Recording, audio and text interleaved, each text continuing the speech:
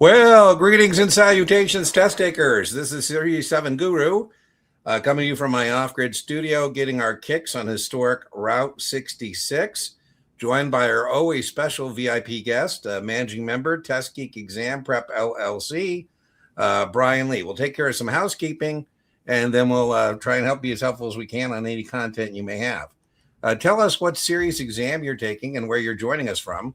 We like to see what our spread is. We get people from Brazil and India and sometimes Europe. So tell us what series exam you're taking and where you're joining us from. Once we get the housekeeping done, if you do have a question, it's not necessary, but it's helpful. If you tell Brian and I what you're taking, like SIE with your question, or capital S, 6, 7, 63, capital Q, followed by your question. A lot of times Brian and I can figure it out, but there is an overlap on tests. In fact, I just had somebody ask me, they were struggling with the difference between a clearing broker-dealer, a fully disclosed broker-dealer, an executing broker-dealer, a market maker. And I thought it was SIE and it was Series 24. And that's a much different conversation based on SIE than if you're taking a Series 24, for example. You're not alone, as we say. You can join our test-taking tribe here, but we also have another test-taking tribe. And that test-taking tribe, I'll get rid of that, can be found on Facebook. It's called Baby Brokers Doing Hat Tricks. Brian, clicking. I mean, we are getting 100. We're at 3,200, and we just had 200 members this week. It's crazy. Wow. Baby Brokers is a term of endearment for rookies in the securities industry. And a hat trick is 3 successes in a limited time frame. Hence, our group, our tribe, Baby Brokers Doing Hat Tricks. Think SIE 766 or SIE 663. You get the general idea. So feel free to join us there. We also have some subreddits. We have a subreddit for the Series 6, R Series 6. We have a subreddit for the SIE and Series 7, R Series 7. We have a subreddit for a NASA exam, 63, 65, 66, R Series 66. And we have a Reddit for 9s, 10s, and 24s. So we have all those communities available for you. If you're looking for a free supplement to your paid study materials, completely free, my YouTube channel is the only completely free NASA exam prep channel. Like Brian's is free, but then he's got, his paid for content. I've organized the channel with series playlists. So if you're taking the SIE, for example, you go to the SIE playlist, you'll see there's 4 playlists. Usually there's a podcast. If you're taking 65, for example, that first playlist is Brian and I doing an overview of the 65, same on the 66. Then it's followed by lectures, then practice questions, some other things. So if you want to do a binge, that's the best way to binge on content. I would warn you, I had somebody brought up again today, Brian, my content, free content, is a supplement to your paid study materials, not a substitute. And Brian would tell you the same. So this is not a time to get frugal. I understand you may have limited resources, but you need some paid study materials, primarily a book, a QBank, and some other things. Now, if you're looking for a particular topic, it's okay. Brian and I know tonight we're going to get asked the questions we've answered many, many times that live forever in video format on the channel. But if you're looking for a particular thing like margin or accrued interest or cash settlement or something like that, just put it in the channel search bar and that content will magically appear. So if you're looking for a particular topic, please use that search bar. I can't tell you how many people send me a Kaplan question. It's the same question that's in video on the channel. So now if you're looking for a paid supplement, I think there's no better paid supplement than a Kaplan QBank. If you don't have a Kaplan QBank already, it's best in class.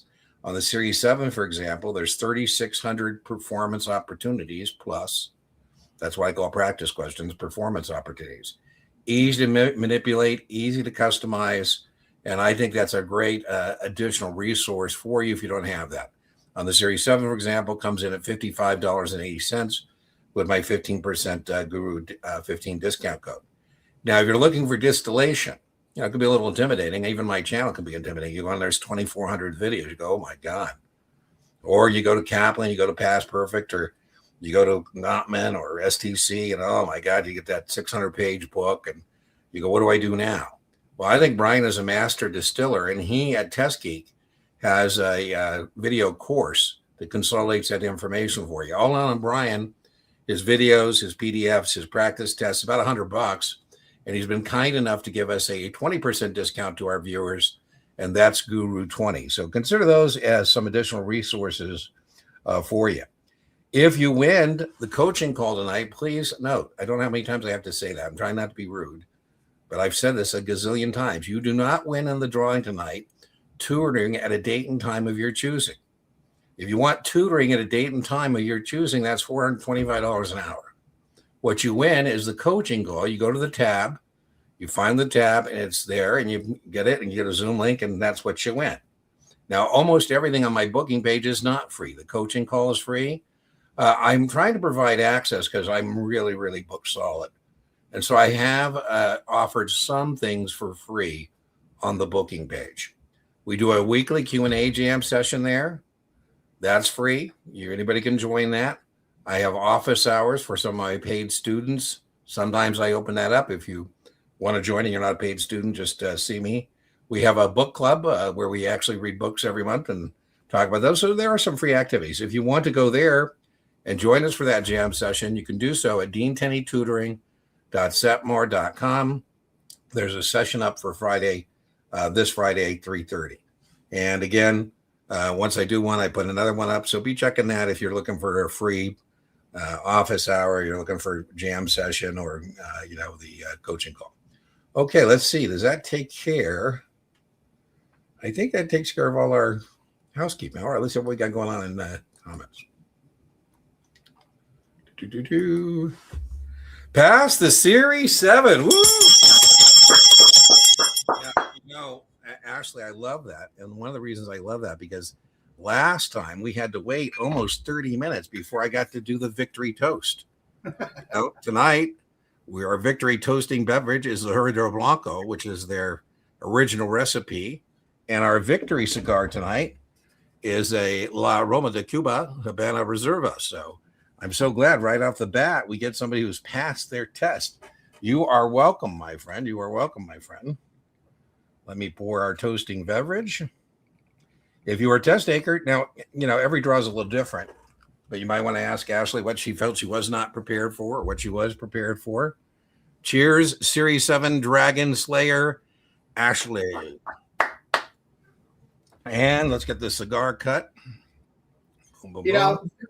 Dean, it's been many, many years, but passing that 7 still. It's a great message, isn't it? I know how big hurdle that puppy is. It's God, it must feel so good. Welcome to the securities industry. Everybody's had to go through that rite of passage. I always joke, Brian, in the securities industry, we want to be the few and the proud, not the many and the humble. So if everybody could pass the 7, there'd be no value to it. And I always tell the joke about my client who wanted to share a commission with me. It was a $24,000 commission. And he said, Dean, I could refer other people to you, and then you could split some of that money with me. I said, Russell, that's a great idea. And I handed him SIE book, the 7 book, the 66 book. He goes, well, what's all this? I said, well, you're going to have to fill out a U4. I'm going to have to sponsor you. You're going to have to go take a test, 3 tests. He goes, I don't want to do that. I said, well, I was hoping you didn't want to do that. So sorry. All I can say is thank you very much. All right, let's light this puppy up. I'm excited about this Habana Reserva. Should be pretty good.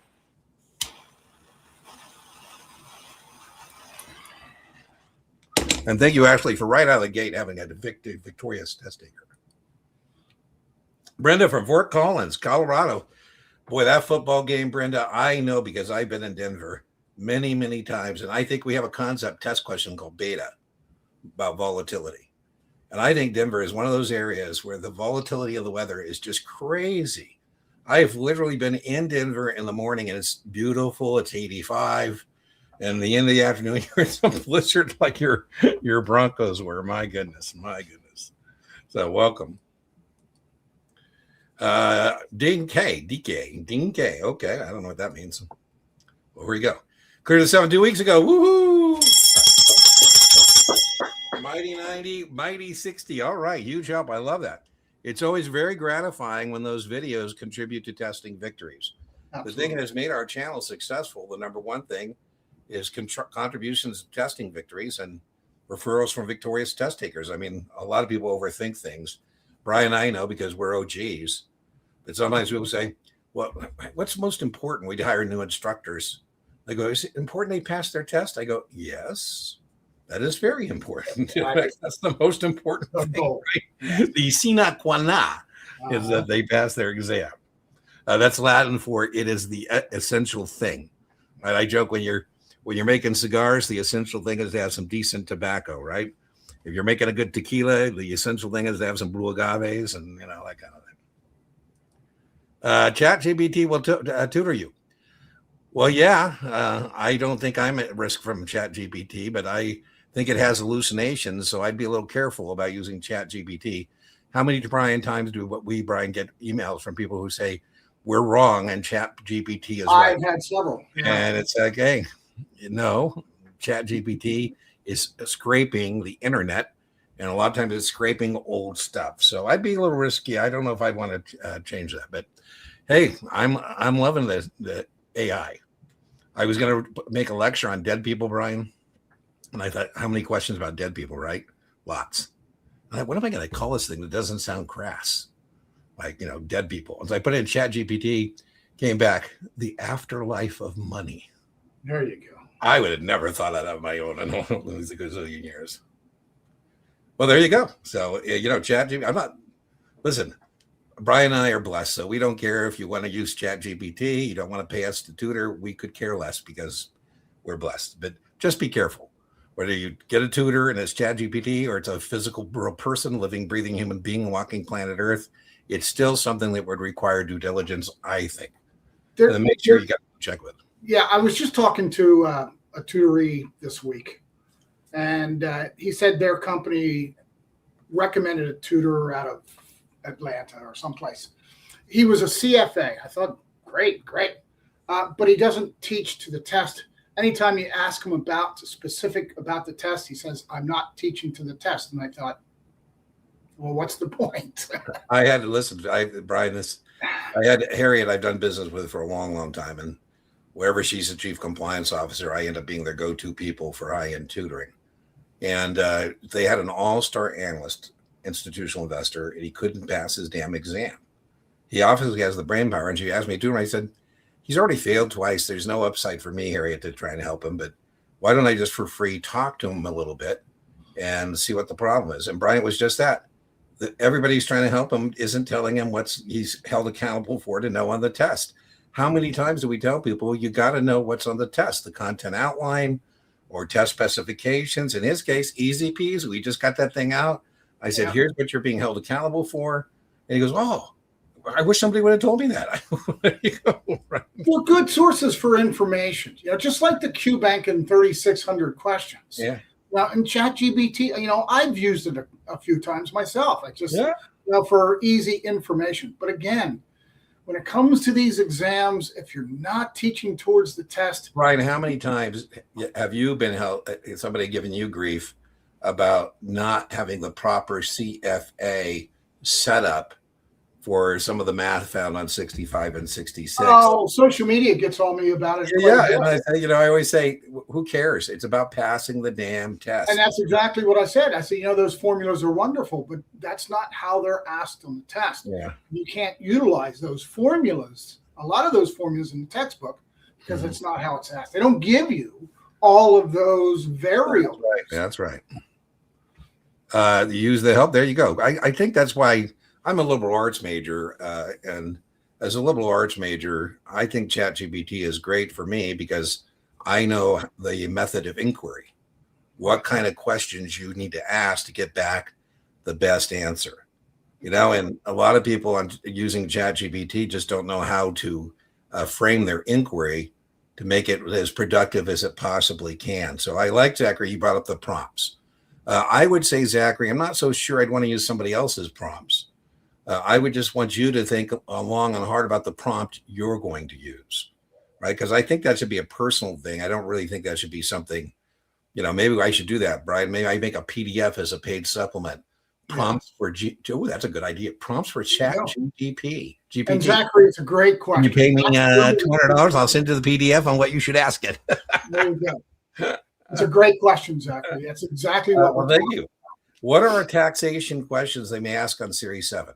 Well, now remember, we are not Series 7 brokers. We're not tax professionals, but we do have to have a general understanding of tax implications because it's one of the major impediments to investment success.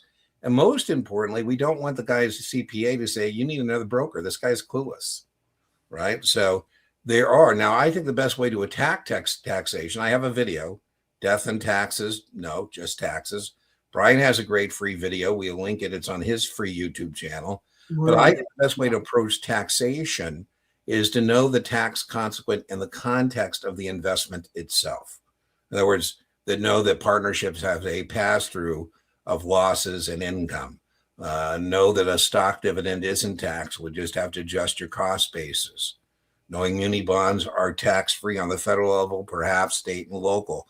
All that stuff is there. But I think people really get in the weeds on taxation.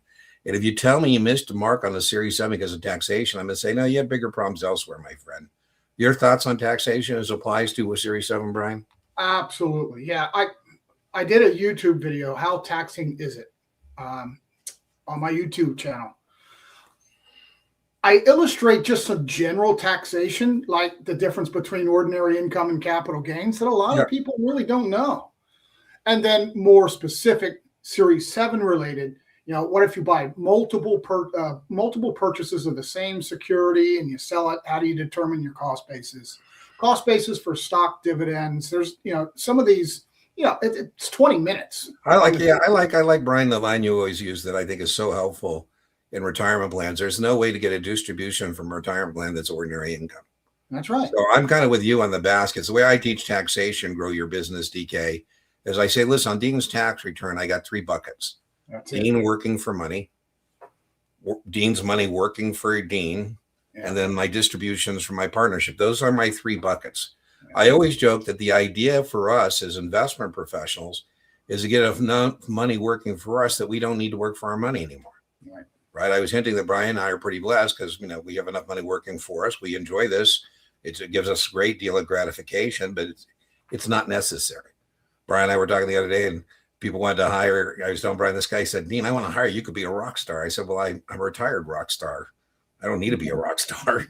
So, but anyways, I thought it was great when you could call your client and say, hey, Brian, we've arrived at our financial destination. You now have enough money working for you that you don't need to work for your money anymore. Right. In fact, Brian, if you want to tomorrow, instead of calling in sick, you can call in rich. And they say, hey, Brian, why aren't you coming to work today? And Brian says, I got an eye problem. I go, Brian, what's wrong with your eye? He says, I can't see coming to work. I'm rich. No. You might want to come to work. All that to say that the vast majority of those tax questions are on that second bucket. My portfolio, my money working for me. That's where those. I wouldn't get too in the weeds about my paycheck income. That's my earned income. I would know I can reduce it by funding an IRA, kind of basic things like that. But vast majority of those questions. I would know in partnerships, passive losses can't be used anywhere but to offset passive income. So spend that time on taxation.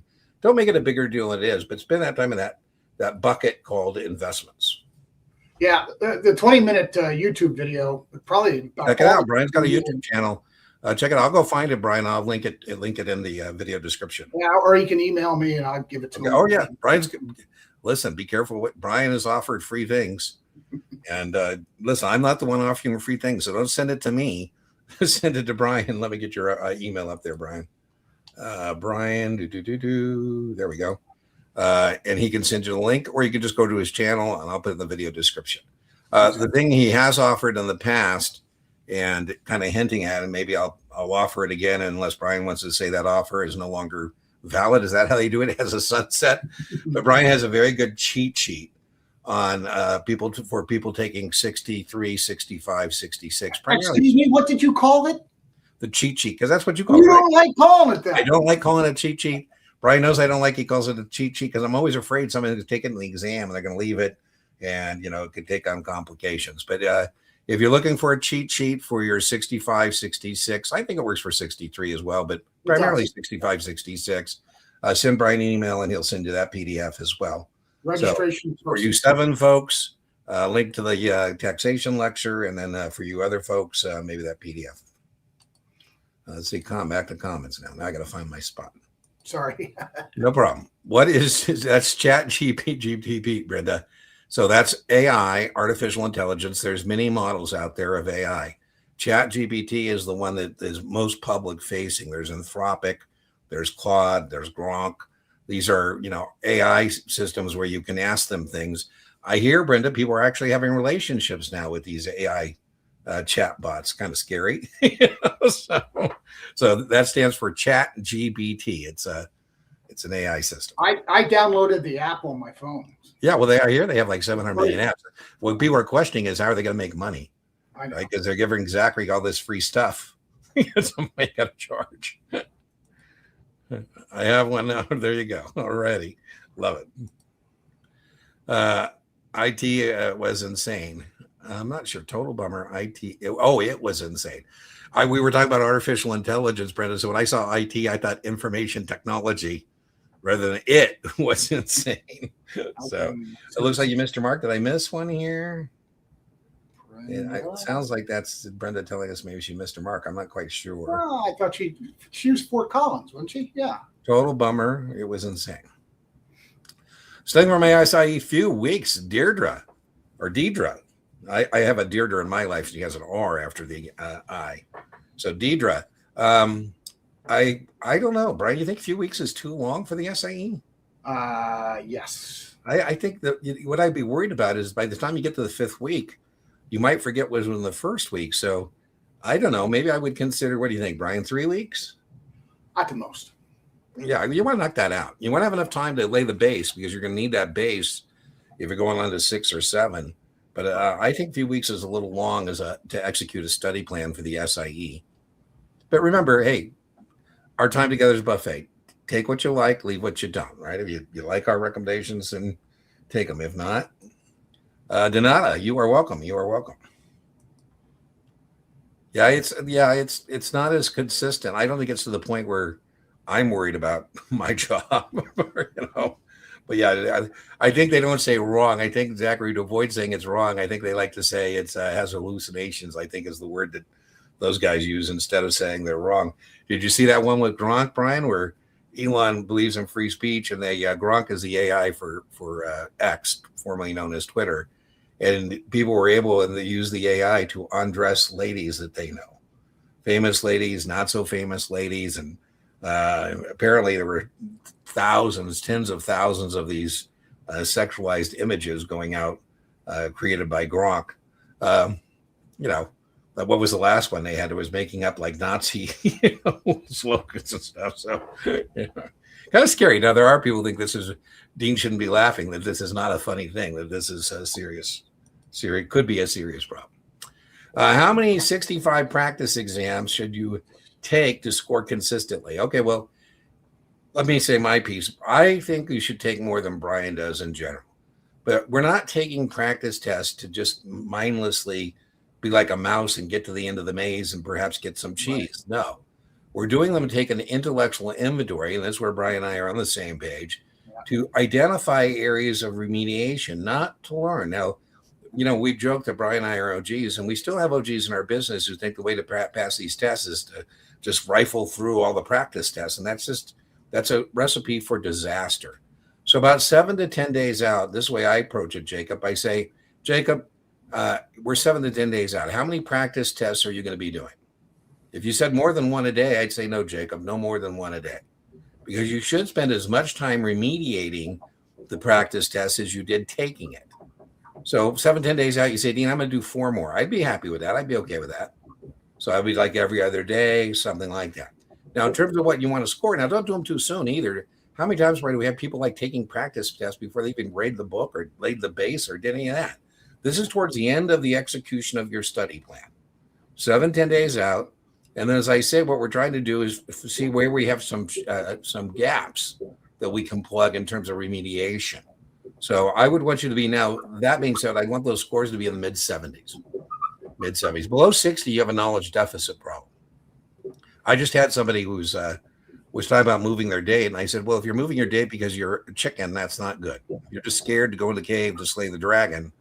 you shouldn't move your day. But if you think you could have more time to lay more base and be more comfortable, more confident, perhaps that makes some sense. It looks like Brian's got some board work going. Let me give it to you, Brian.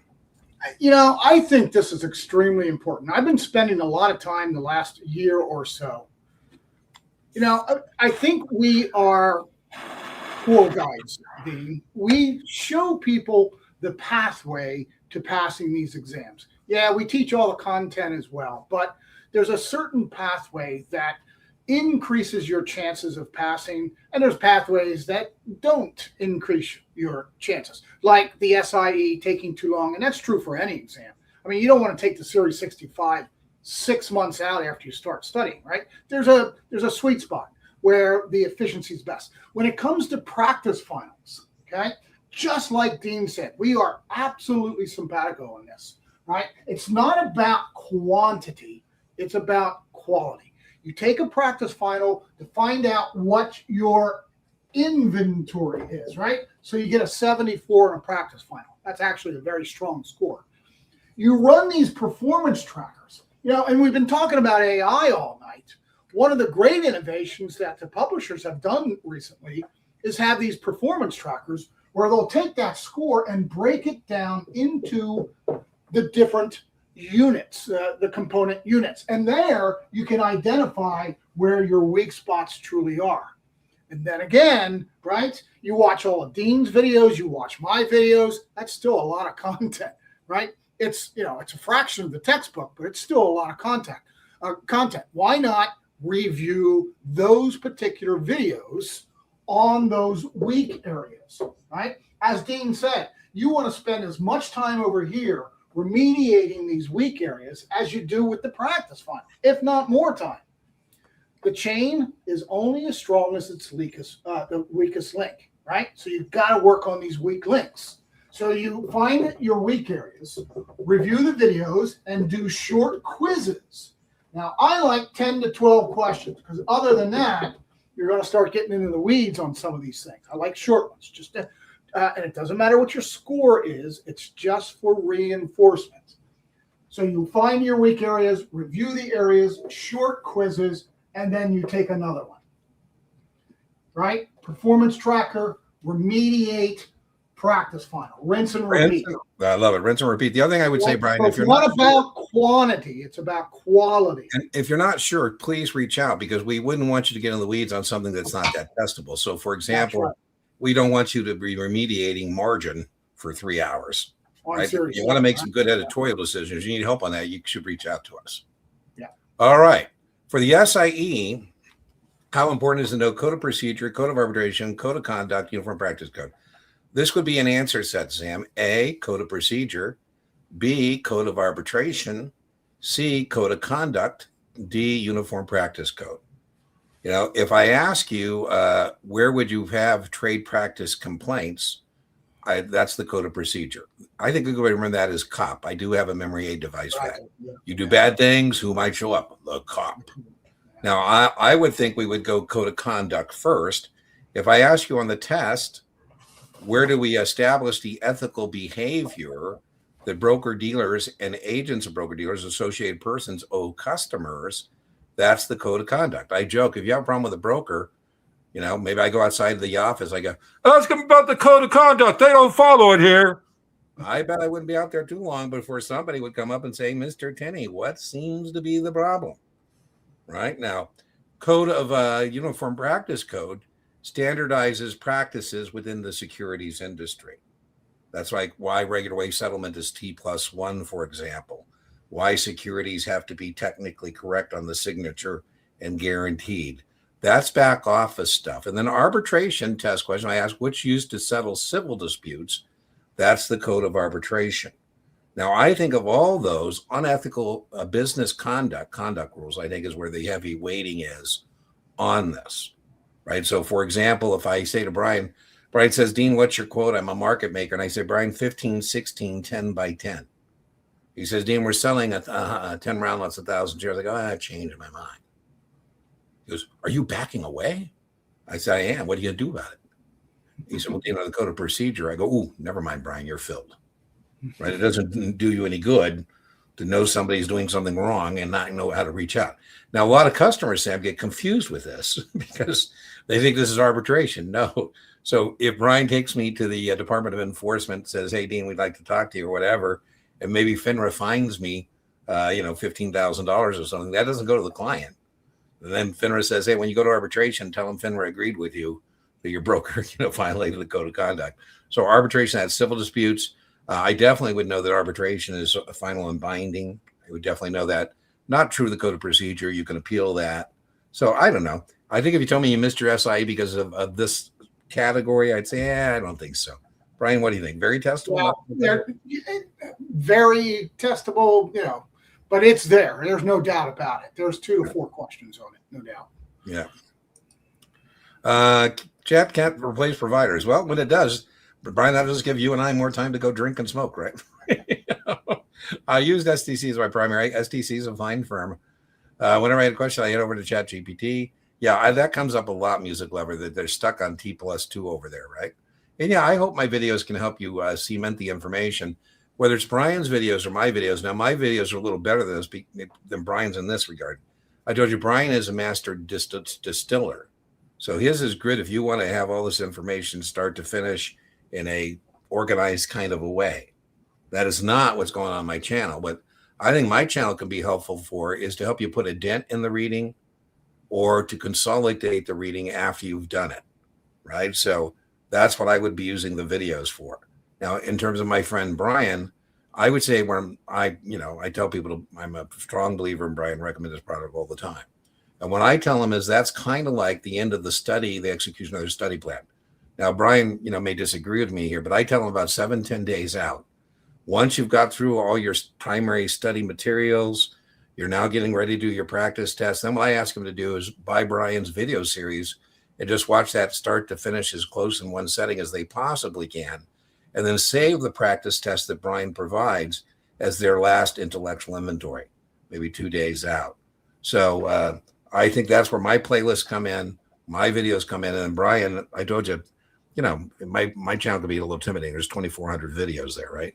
Brian doesn't have anything in his videos that isn't on the test. And sometimes people say, well, it's in your video. It's in Kaplan's video. It's not in Brian's. Like, well, that should be a hint that, Kaplan and Dean are probably getting a little carried away. Manuel, we talked, I had a call last week. Happy to announce I passed my 7. Woo! There you go. I like it. When we get lots of passes, that means I get lots of toasting beverage. This Brian is distilled they don't water it down, so it's 46% alcohol. Wow. It's a tequila with a kick, which I don't mind. I don't mind that at all. Thank you very much. On to 66. Well, I'll see you on the 66 playlist. Make sure, Emmanuel, you start with Brian and I's podcast. Please on the 66. That would be the first thing I do. Now, Brian and I want you to read the book, but we understand that sometimes you don't read the book. So we made a podcast series on the 66. I think does a really good job at giving you an overview of the terrain, so to speak. So I would do that first just to see what it's all about, and then I'd jump into my study effort. Exam on Friday to get another shot at this 3 years ago. Wow, I'm with you, Dylan. That's great. Using Past Perfect. I love Past Perfect. They're a fine vendor, but they do take you into the weeds quite a bit. So just, if you're using Past Perfect, I joke. I think Exam FX is too skinny. I think Past Perfect is too fat. And for both of those, I think because of that, I highly recommend a supplement. So supplement for Past Perfect just to confirm when you're going in the weeds with Past Perfect and what's on the broad avenues and highways of the information. But if you can pass the Past Perfect practice test, you can certainly pass the actual exam. There you go. There you go. Yeah, don't overthink things. How many times, Brian, do we have people say, well, what if they meant? They don't. Don't ever start bringing extra stuff into questions. I had a person, oh my God, they were floating. It was just a brilliant thing. And I'm listening. I go, where is that in any of this question? that's all brilliant stuff, but where's that in this question? There's nowhere does it say that. So, Donata, spirit guides over the years. There you go. Like I say, Brian and I get a lot of gratification for helping getting into what we think is one of the best. Spirit guides. I like that. Like spirit guide? A little too new agey for me. I'm not sure I want to be a spirit guide. I don't know. I like Maybe we should start selling crystals on the channel, right? Well, I don't know about that. But. Series 7 crystals. Any advice you can give for the 65? Well, yeah, we just were talking about this, Mike. We did the same thing for the 65. Brian, you can find it in our playlist on the channel. We did a 65 podcast that gives you a nice overview of the 65. And that would be where you'd find our advice. If you failed twice, that's where I would start. I also have a video. You failed. Is it over? Spoiler, the answer is no. I'd check that out. Yeah, the phraseology on NASAA exams is atrocious. And when I'm tutoring people, I really spend a lot of time saying RTFQ, read the full question, read the full answer set. In this last session I did with this young lady, I said, listen, that's a huge paragraph. Before we even read the paragraph, let's just read the last sentence first just to see where this thing ends up. And that was kind of helpful. I said, now let's just read the answers that are going to be offered to us. I said, now based on that answer set, I could be wrong because I haven't heard the question yet. I think it's choice C. And it just looks different than the other ones. It looks like it may fit. Now let's go read the question. So on NASAA exams particularly, make sure you understand the phraseology. Just past Series 7. Wow, we are getting tonight. Wow. Series 7 guys. Yes. That game was insane. I thought, Brenda, they should have taken the 3 points, but what do I know? Remember, that's when it started going south on them. I think everybody now wants to go for 4th and 1. Brian's a good math guy. What do you think? The analytics on that, Brian? Would you have take the 3 or would you have gone for it? Well, the argument is that they should have been known. It had been forecasted that snow was coming in the second half. So, come on. With a backup quarterback, too. Yeah. You're welcome. You're welcome. That's why we're here every Tuesday. Sometimes we provide more nuggets than other times, but that's what we're here for. Florida, all right. Well, Florida, oof, Florida's one of those states. I get why people live there, but I can't do hot and sticky. I can't do like 100 degrees and 100% humidity. And somebody said, well, Dean, you're in Arizona. I go, yeah, but when it's 115 degrees here, it's not 100% humidity. It's dry heat. There's no difference. Like, there definitely is a difference between dry heat and humid heat. Between investment policy statement and prospectus, well, yeah. An investment policy statement is a part of ERISA to limit Brian and I's liability as a fiduciary. It's not required by law, but, we're always interested in fiduciaries and limiting liability. So we provide the people who are, we're investing their pension money with an investment policy statement. That's completely different than a prospectus. Yeah. A prospectus is required under 33 when we're selling brand new securities to the public so they can make an informed decision. So those are different things entirely. Investment policy statement is something we do under ERISA, not required. ERISA is the Employee Retirement Income Security Act. It stands for ERISA, stands for every ridiculous idea since Adam. I'm joking. No, it's for pension money, fiduciary. And this is something fiduciaries do. Now, a lot of firms now, Brian, are actually doing this for retail clients too. Say, Brian, to help me guide me in managing your money, we would like you and I to have an investment policy statement. And then Brian says, Dean, don't buy me any tobacco stocks or, gun manufacturers, maybe he wants to be socially conscious or something. That would be the place for that. But it's associated with ERISA and fiduciary liability. Prospectus is 33. And remember, mutual funds are selling brand new securities open into the public. So mutual fund would have a prospectus. So different thing. Watching from, we have anything to add to that, Brian? Would you? No, you hit it. I was going to start drawing things, but. Oh, well, you could draw. I love seeing you do your board work. Very quick. What makes our podcast different? We have a real dry erase board. Brian is, talk about an OG. He's the one, a few guys still using an old-fashioned dry erase board. Dry erase boards are not old-fashioned. Chalkboard would be okay. Well, you go back that far. I see that Ken Finnan is copying you, Brian. He's got a little dry erase whiteboard thing that he's trying to do his thing on. What a joke. So a prospectus, as Dean said, is only used for IPOs, new issues, and mutual funds are part of that category. And it's part of the underwriting process when a corporation issues a new security.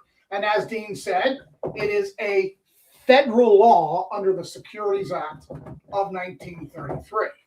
Okay, that's where your prospectus is. Yeah, and mutual funds are in the law.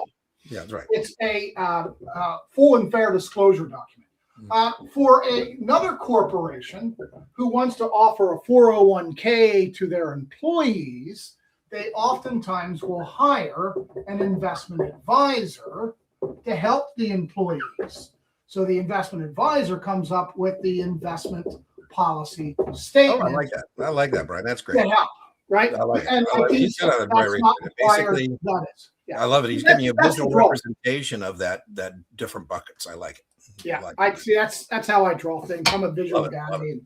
Hi, Dean and Brian. Happy Tuesday. Go Hawks. Well, it sounds like you're in Brian's camp. Yes. Yeah, the Seahawks. What a team. You got a guy who's got a good team, I have to admit. Oh, man, my Niners, we haven't had our butts kicked that bad in a long time, huh? You guys, man, you just kicked us all around the place. Brush them aside. Embarrassing. Each section performance tracker. Well, as we said, everybody's a little different. So we have corporate trainers that drive us nuts who want you to get a 90, no. I think mid-70s consistently, when you know what you're being asked, you know what answers are being offered, and you actually understand why you miss things. I'd take a mid-70s score, would be happy. What do you think, Brian? That's right. Overall, mid-70s is about where you want to be. 80. No, listen, we get people below 70 who still pass, but we just want to have a margin of safety, right? We don't want to higher the better, by the way. We're not saying don't go get an 80. We're just saying that's where we'd like you to be. Yeah. Failed the first 65, 90, needed 22. Oh, yeah. Alec, I mean, I don't know if misery loves company, but how often, Brian, do we hear that? It just drives us nuts. They don't round up. They don't round up. Yeah, absolutely. Go get the Kaplan Q Bank. The Kaplan Q Bank, Kaplan has what are called subject matter experts. And the subject matter expert for Kaplan and NASAA exams is a guy named Chuck Lowenstein. Yeah. And Chuck lives for this NASA stuff in a kind of a good way, I guess, as a test taker. So, he's trying to stretch your mind and hope it doesn't go back to the same spot. So absolutely, I would get that Kaplan Q Bank, particularly for NASA exams. Now, listen, you may not like it. I had somebody who was using was upset she wasn't scoring well on Kaplan, Brian, in the Q Bank at Kaplan. She got another vendor and her score rocketed up 20 points. And I said, well, that's not actually a good thing. I said, do me a favor. So you think that Chuck is being a jerk, Kaplan's being a jerk. Do Brian's version of that exam. And your version had stronger correlation to her Kaplan scores than that score. I said, the Kaplan score, the Test Geek score, those are good data points. And she felt good because she was getting an 85 on this other vendor. And she got a 65 on your exam. That was the last one I talked her into doing. Guess what she got on the exam? 65. So not good. So we don't want you to be at risk. So mid-70s, get over that 70 mark. Yeah. Next Monday, how much of the week should I go on issuers, banks, trust companies having to register? Not at all. I think the registration of securities, registration of broker-dealers, agents of broker-dealers, registration of investment advisor reps, I would watch our video that Brian did with us called Definition of Persons. What do we call that thing, Brian? Definition and Registration of Persons. Yeah, it's a great video that Brian did with us. That's the cheat sheet we talked about. Yeah. Get the cheat sheet, get that. Exempt securities, I wouldn't spend too much time on that. Exempt securities and transaction. I think in 66, the big part's going to be disclosures and unethical business practices. That's where I would spend my time. I'm not saying don't know that other stuff, but that's about half of the half, right? About half is investments, about half is regulatory stuff, and the half of the regulatory stuff is about disclosures and unethical business practice. But I know Brian's about to give you the caveat that we always give people. Usually when people miss the mark on the 66, surprisingly, it isn't the registration and laws and regulations. It's the investment part. And I'm speaking for myself now. I think it's a little bit, Jackson, of hubris. There's no reason you should not have a pep in your step if you just, got your testing victory on the Series 7. And then you go over your 66 and there's some overlap. You go, oh, but there is some stuff on that 66 on the investment side that you never encounter on Series 7, particularly as it relates to analytical methods. Future value, present value, discounted cash flow, valuation techniques, and a little heavier emphasis on balance sheets, for example. So make sure two things. If you tell me you missed your mark because of the areas you have here, I would say, nah, you had bigger problems. If you tell me you missed your mark because of analytical methods or investments, that's more likely. Brian? Yeah, if I may add. Sure. There's three things, exact same things you just said.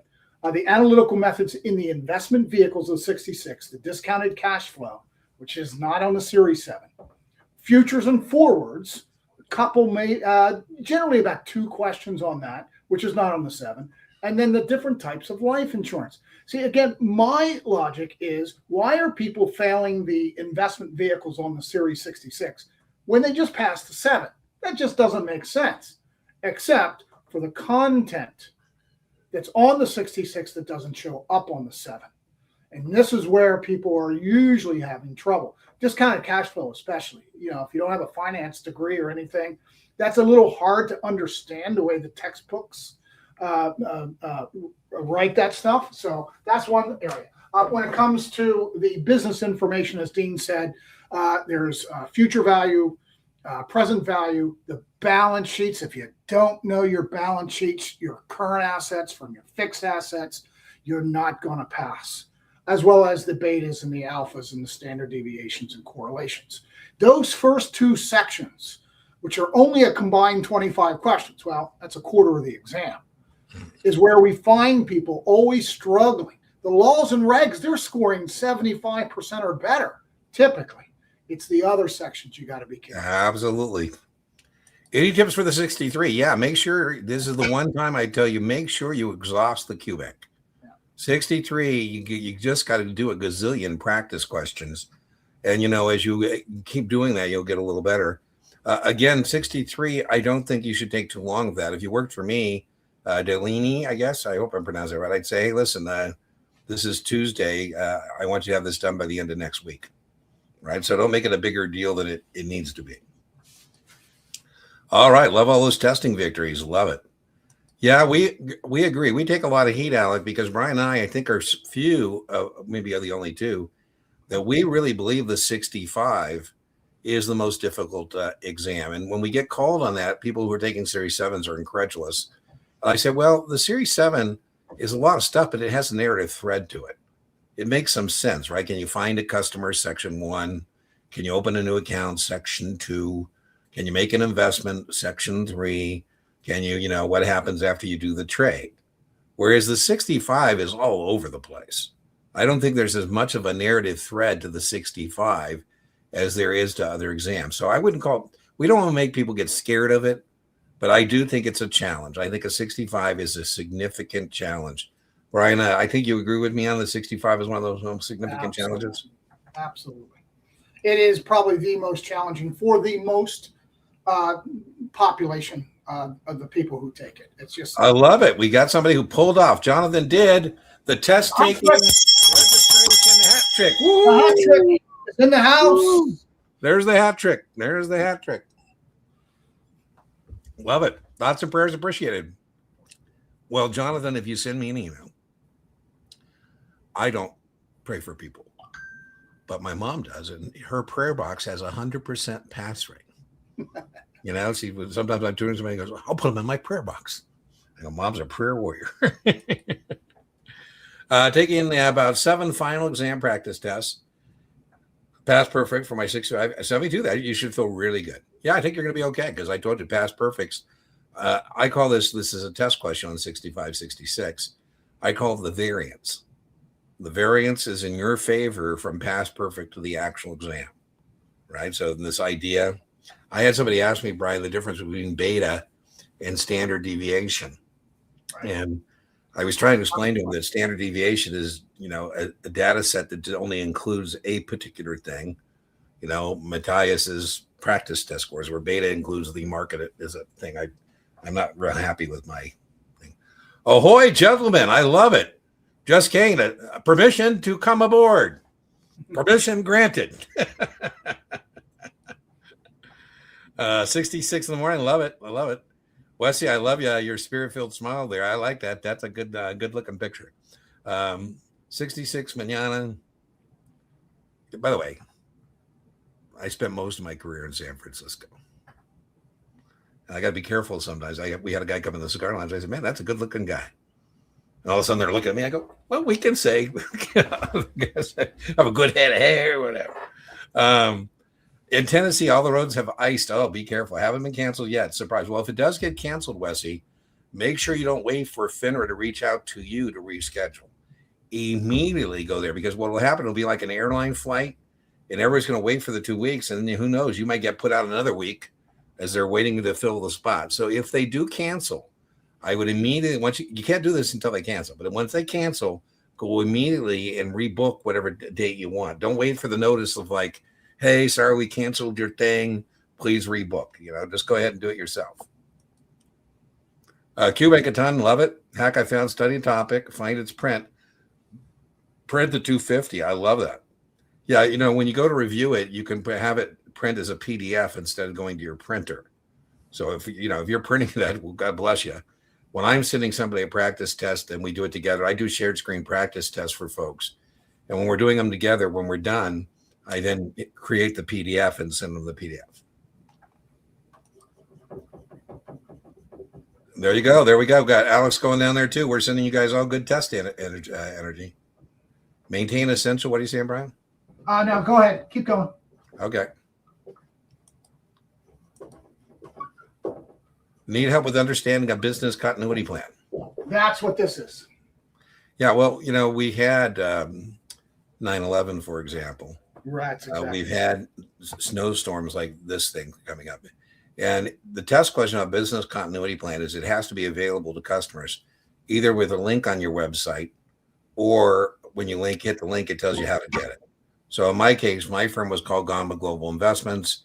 And if you ask for a business continuity plan, we tell you we're going to be out of San Francisco. We'll be running things from my mountain place outside of Yosemite. Right. So it's basically, how do you protect customers' monies and securities and your ability to conduct business in the event of a natural disaster or terrorist or something like that. So Brian has that on the board. Brian, do you think they get tested on what's required in the business continuity plan? Is that what's on your board? I think that's the gist of it. It's a fairly general question, right? It's about disclosing to customers how the firm can maintain essential functions, like your account information, those sorts of things. It came from the Patriot Act after 9/11. Yeah, exactly. Cantor Fitzgerald, remember, just was completely wiped out. Exactly, because of the big bond firm that was destroyed, along with all the employees in the World Trade Center. That's where it came from. Yeah. And it's been used ever since. So how will a firm maintain essential functions, right?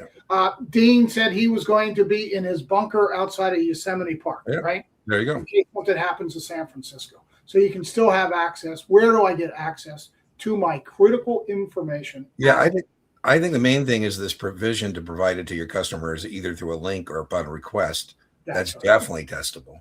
That's right. And the two things that you could test on links on the firm's website or a link to broker check, and then also a link to your business continuity plan or how to get it. Those are two things that are required for that. Isn't it funny, Brian? People, I guess, don't know there's a thing called broker check. And, I know one person who knows it well. Well, the guy was out holding himself out. I go, hey, let me just for fun see his broker check. I go, oh, my God, this guy's now tutoring. That's kind of scary. We got this. Absolutely. Absolutely. So, listen, this has 100% pass rate. 100% pass rate. I want all of you, if you're having motivational difficulties, I want you tonight to go into the bathroom, look in the mirror, and say, mirror, mirror on the wall, who's the greatest test taker of them all? Matthias, Matthias, Matthias, hoorah! I want you to do that in the morning, every evening until now and test time. And then when you take the test, before you check in at the Prometric site, I want you to go in the bathroom, do it again. Mirror, mirror on the wall, who's the greatest test taker of them all? And if you need to break about halfway, I want you to do it then as well. Right on.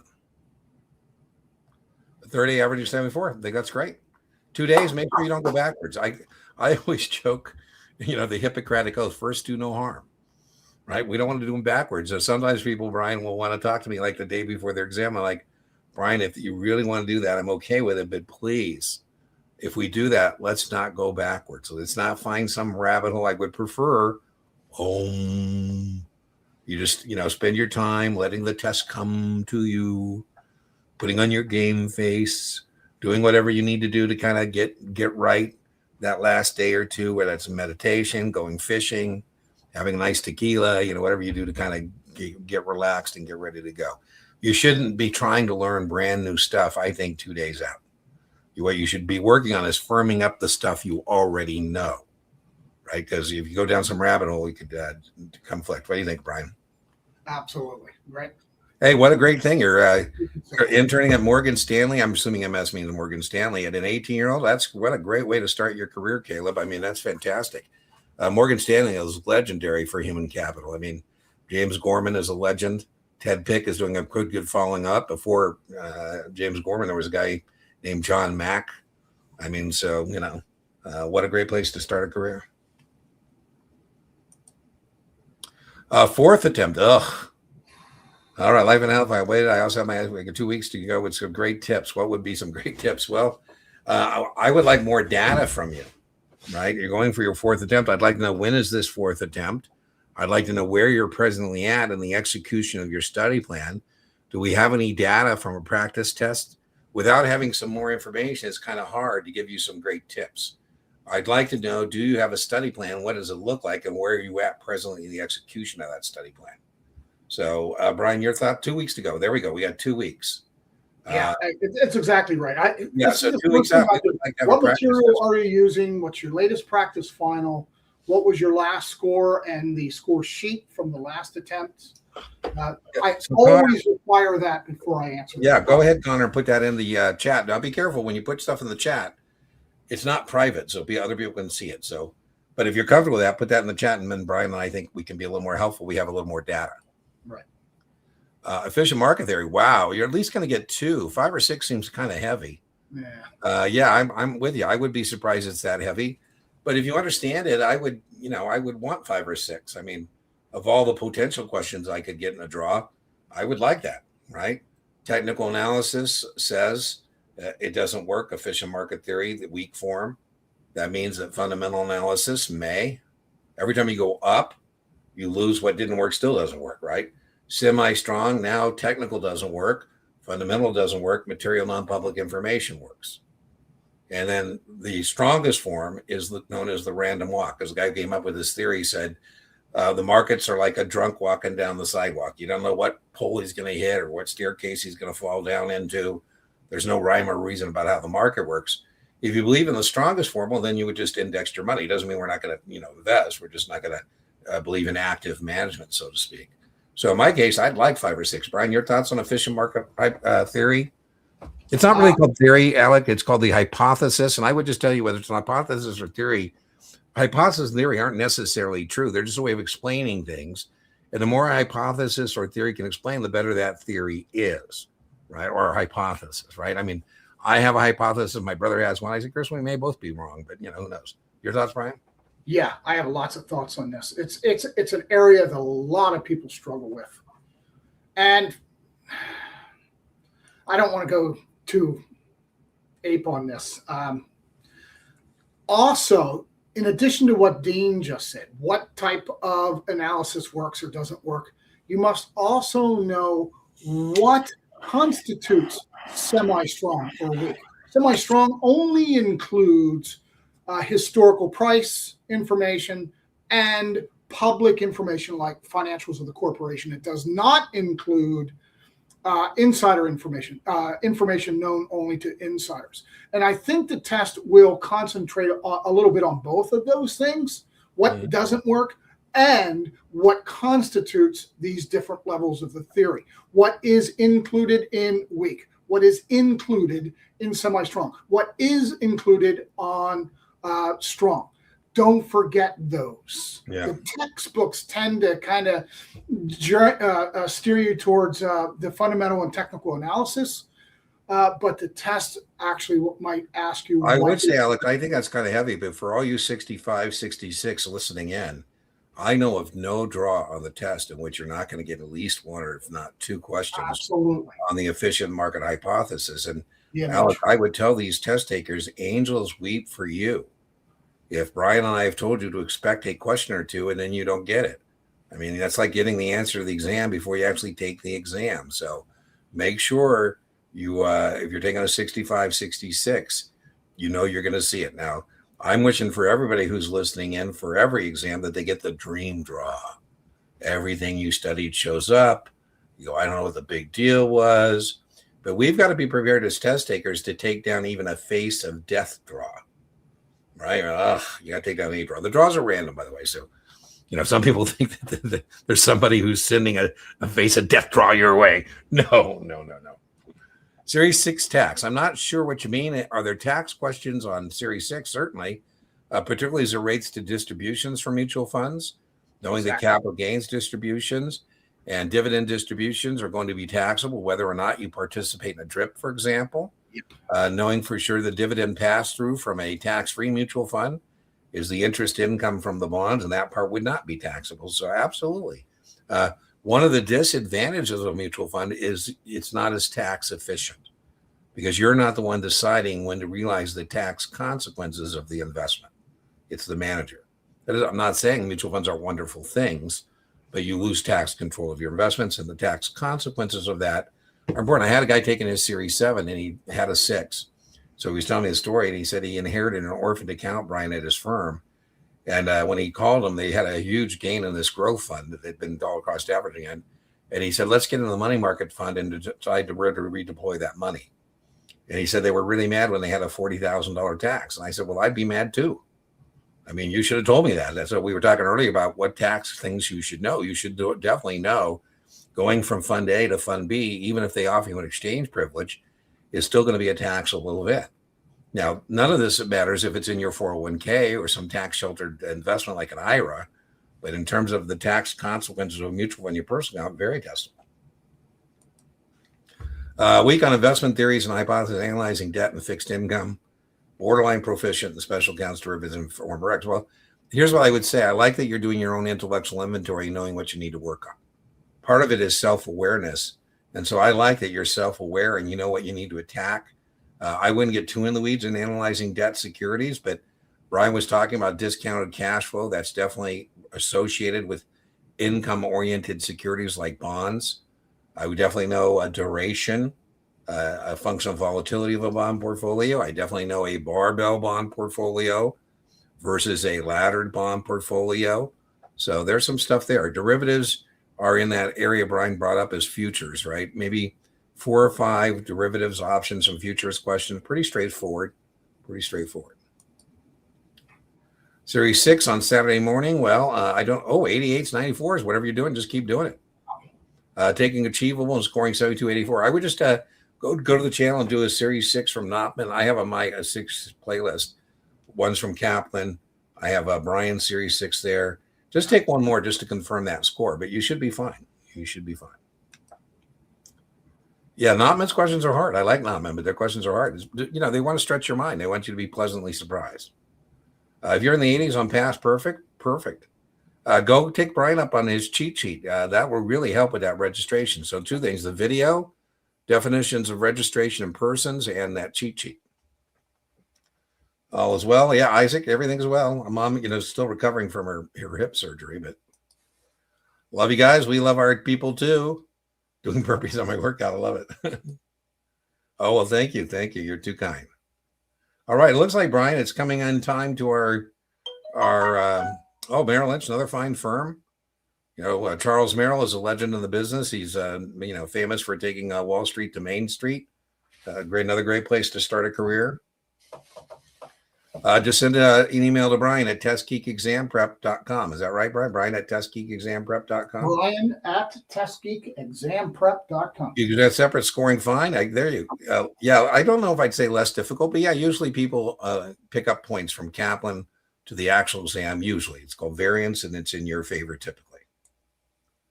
I'm trying to get in the business. Any advice for somebody with no prior financial experience? Well, you just got to beat the bushes, right? There's certain firms that are always hiring. E-Trade, Fidelity, Schwab. I would start one of those places. Try to get a customer service role. That's a good place to build your experience. There's also firms that are commission oriented that will sponsor you, but then you're not getting a paycheck. You got to go out and find customers, right? So tomorrow morning, what are you doing here, Eric? You should be sleeping. Right. No, I wouldn't. Well, if you got 90 minutes, why not? They're different videos, but don't get in the weeds on that. And the 90 would have a little more, obviously, than the 60. So I wouldn't hurt you, and it can confirm some things. So I would say, sure, why not? 9, all right. After 10, kudos. Sales supervisor in the house. 10, I think, is right up there with 65. That thing is a slog. Kudos on that 10.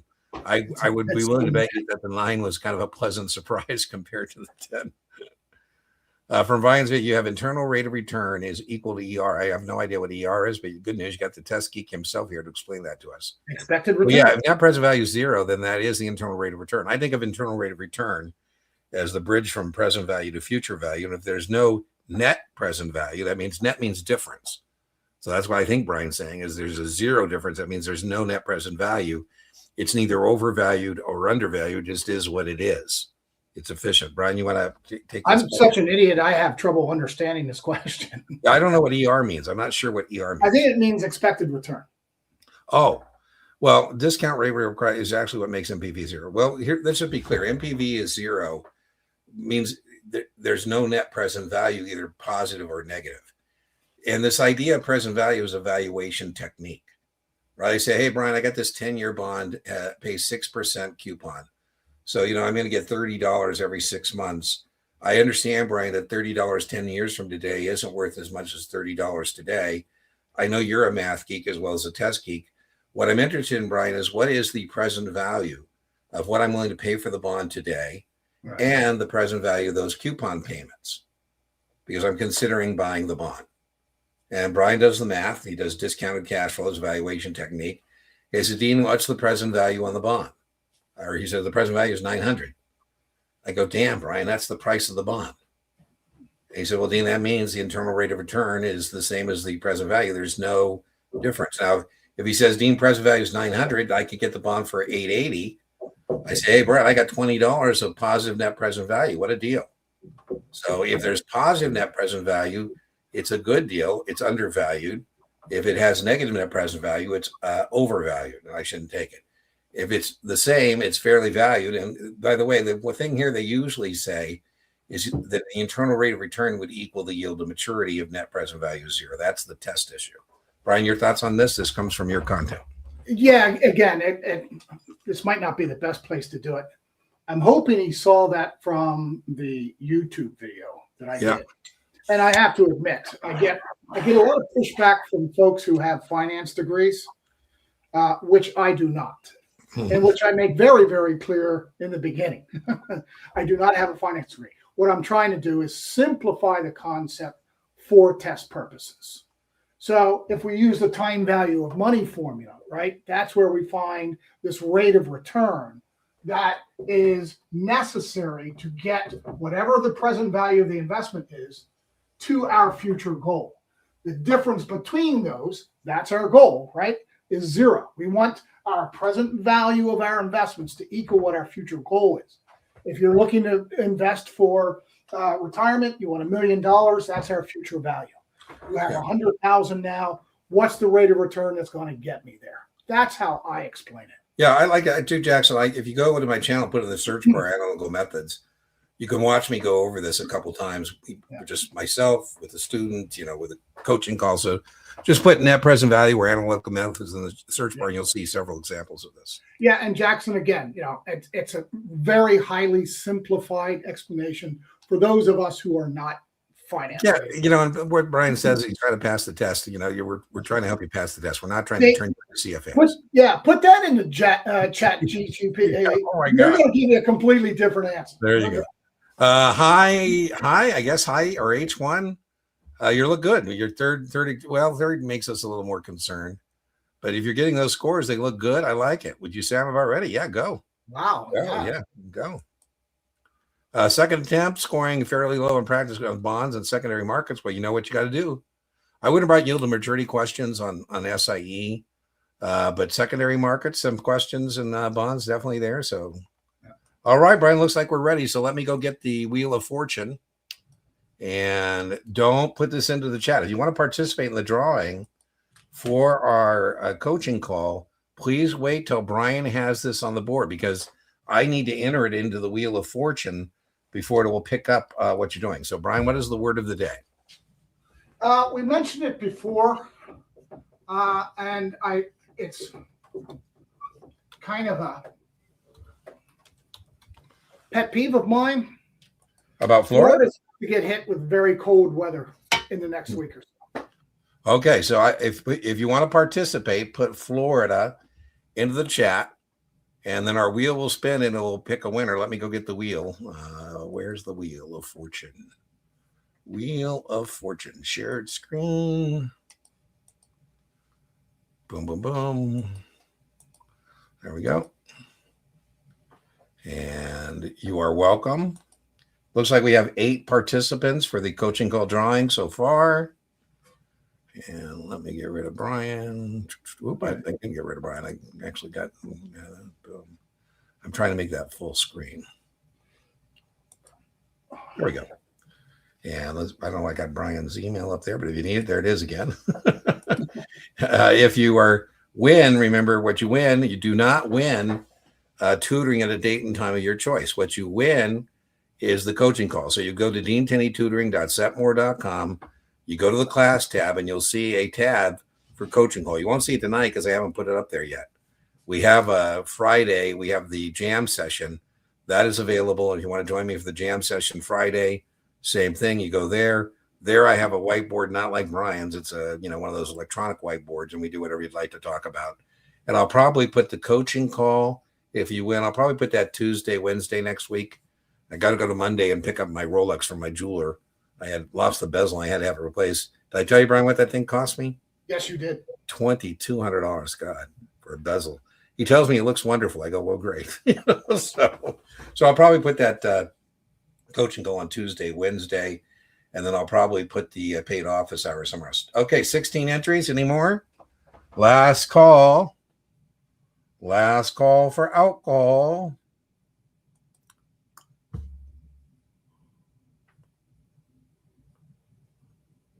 Okay, who is our winner? All right, so Gail, go to Dean Tenney. Don't do it tonight because I told you I don't have it up yet. So, but go there tomorrow morning, and you'll see a tab for coaching call drawing winners, and that's what you hit. That you'll get the link, the Zoom link, and then you can just join me with what you want to talk about. All right, so let's now boom, boom, boom. As I say. Just remember, we're here every Tuesday, 5 p.m. Arizona time. And remember, inch by inch, your exam is a cinch. Yard by yard, your exam is hard. And Brian, you say? You have to learn to keep it simple. Stay with what you know. You take the test. Don't let the test take you. All right, everybody. We'll see you next Tuesday. Bye-bye.